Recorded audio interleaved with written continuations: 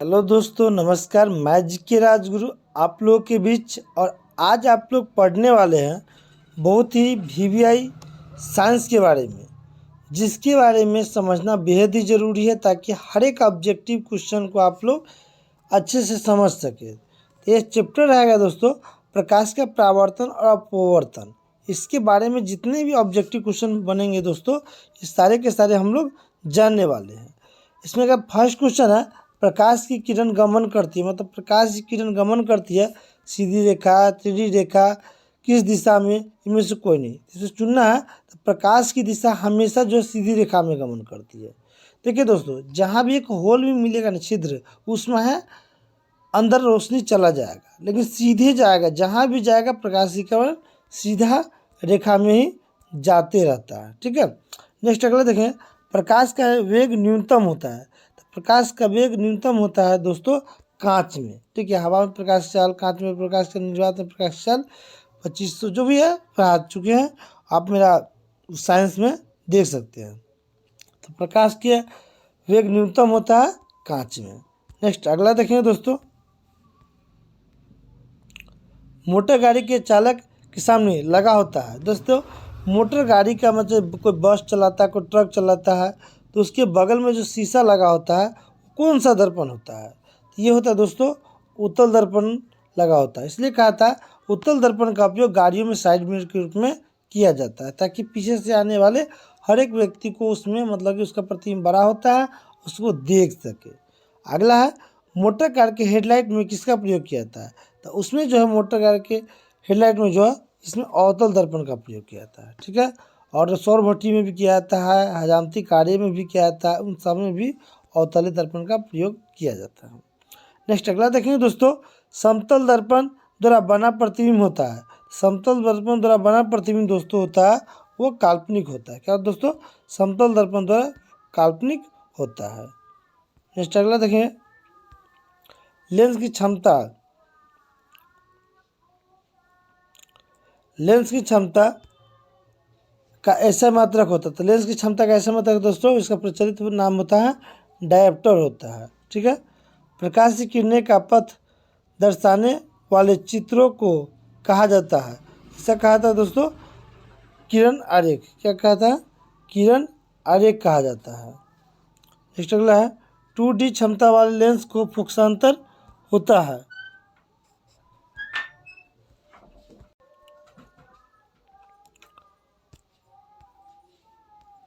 2D क्षमता वाले lens का फोकसांतर होता है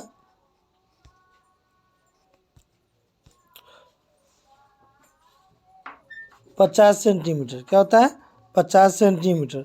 किसी उत्तल लेंस का फोकसांतर 50 सेंटीमीटर है तो उसकी क्षमता क्या होगी? तो उसकी क्षमता क्या होगी? +2 डायोप्टर। +2 डायोप्टर होता है। प्रकाश की किरणों के समूह को क्या कहते हैं? प्रकाश की किरणों के समूह को किरण पुंज कहते हैं। ठीक है। एक पार्ट का ही मतलब कि ये पहले में ही ये क्वेश्चन सब आ जाते हैं। उत्तल लेंस की क्षमता होती है, तो उत्तल लेंस की क्षमता होती है हमेशा, उत्तल लेंस को जब भी आएगा तो उसको प्लस बोला जाता है। ठीक है। प्लस क्या होता है? धनात्मक। और अवतल लेंस जो होता है, अवतल लेंस का होता है माइनस, मतलब कि ऋणात्मक। ठीक है। उत्तल धनात्मक और अवतल ऋणात्मक होता है। या नीचे दे ही दिया है, अवतल लेंस की क्षमता होती है ऋणात्मक। ठीक है।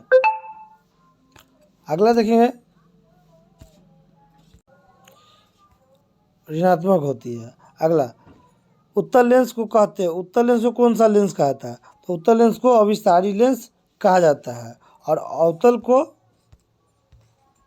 अवतल लेंस को क्या क्या क्या कहा जाता है? तो अवतल लेंस को अपसारी लेंस कहा जाता है। क्या कहा जाता है? अपसारी लेंस कहा जाता है।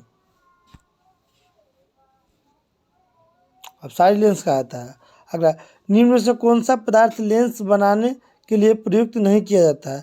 देखिए दोस्तों, इसमें है मिट्टी का लेंस कभी नहीं बन सकता है लाइफ में। ठीक है, मिट्टी का, इसलिए मिट्टी इसका आंसर हो जाएगा। किस दर्पण से हमेशा वस्तु से छोटा प्रतिबिंब प्राप्त होता है? तो ये होता है, किस वस्तु से होता है? तो ये होता है उत्तल से। उत्तल से हमेशा वस्तु जो है छोटा है, ये प्रतिबिंब दूर से ही पूरा दिख दे जाता है। अगला है, किस दर्पण से वस्तु का बड़ा प्रतिबिंब बनता है? तो किस दर्पण से बनता है? तो ये बनता है अवतल दर्पण से। किस दूसरे दर्पण से? अवतल दर्पण से। नेक्स्ट अगला देखेंगे, प्रकाश के परावर्तन के कितने नियम होते हैं? तो प्रकाश के परावर्तन के जो है 2 नियम होते हैं। कितने नियम होते हैं? 2 नियम होते हैं। अगला देखें, जब प्रकाश की किरण हवा से कांच में प्रवेश करती है तो मुड़ जाती है। तो किधर मुड़ जाती है? तो वो मुड़ती है अभिलंब के निकट मुड़ जाती है। नेक्स्ट अगला है, फोटोग्राफी कैमरा का अभिदृश्यक होता है। तो ये होता है अभिदृश्यक, इसका होता है उत्तल लेंस। फोटो कैमरा में मतलब मोबाइल में, कैमरा में, फोटो कैमरा में, आँख में, सब में जो है उत्तल लेंस ही पाया जाता है अभिदृश्यक। साइड मिरर के रूप में किसका प्रयोग किया जाता है? अभी नेक्स्ट पहले बोले थे वही होगा, उत्तल दर्पण गाड़ियों में साइड मिरर के रूप में किया जाता है। नेक्स्ट अगला देखेंगे, अवतल दर्पण की फोकस दूरी 10 सेंटीमीटर है तो उसकी त्रिज्या होगी, उसकी त्रिज्या क्या होगी? तो उसकी त्रिज्या होती है 20 सेंटीमीटर। अब 20 सेंटीमीटर क्यों होगी? क्योंकि दोगुना करके जो है अति किया गया है। अगला, निर्गत किरण एवं अभिलंब के बीच के कोण को कहते हैं? उस निर्गत किरण एवं अभिलंब के बीच के कोण को निर्गत कोण कहते हैं। नेक्स्ट देखेंगे, सरल सूक्ष्मदर्शी में किसका उपयोग होता है? तो सरल सूक्ष्मदर्शी में जो है दोस्तों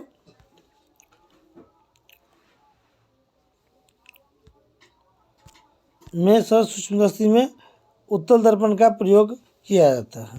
नेक्स्ट अगला देखेंगे, किस लेंस के द्वारा सिर्फ काल्पनिक प्रतिबिंब तन्यता है? तो ये होता है अवतल लेंस। अगला, प्रकाश के नियम से निर्धारित होता है ना, परावर्तन के नियम से निर्धारित होता है। ये निर्धारित होता है आपतन कोण बराबर परावर्तन कोण, मतलब कि आपतन कोण बराबर परावर्तन कोण जो है निर्धारित होता है। नेक्स्ट अगला देखें, काल्पनिक प्रतिबिंब होता है। तो काल्पनिक प्रतिबिंब क्या होता है? तो काल्पनिक प्रतिबिंब जो है जब भी होगा तो ये काल्पनिक प्रतिबिंब हमेशा जो है सीधा होता है। क्या होता है दोस्तों? सीधा होता है। नेक्स्ट अगला देखेंगे, लेंस में मुख्य फोकस की संख्या कितनी होती है? लेंस में मुख्य फोकस की संख्या जो है 2 होती है। क्या होती है? 2 होती है। सर्च लाइट का परावर्तक सतह होता है। तो परावर्तक सतह जो होता है इसका, ये अवतल का होता है। किसका होता है? ये अवतल का होता है। नेक्स्ट अगला देखेंगे,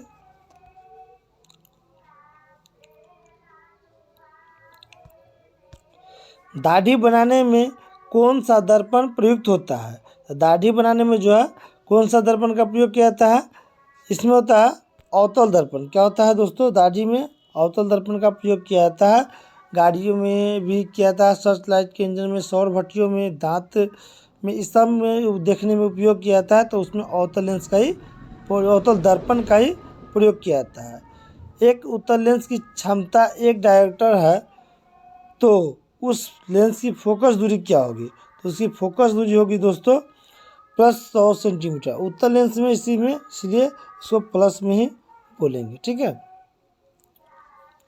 मिलते हैं अब इसी का सेकेंड पार्ट में, क्योंकि ये फर्स्ट पार्ट हो गया और 31 तक क्वेश्चन कर दिए हैं। मतलब इसमें 62 क्वेश्चन है, इसलिए 31 तक कर दिए हैं।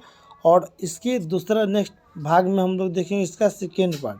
ये था मेरा फर्स्ट पार्ट, अब इसका सेकेंड पार्ट इस वीडियो के बाद मिलने वाला है। प्लीज़ अगर चैनल पर नया है तो सब्सक्राइब कर ले और अपने दोस्तों के पास भी शेयर करें।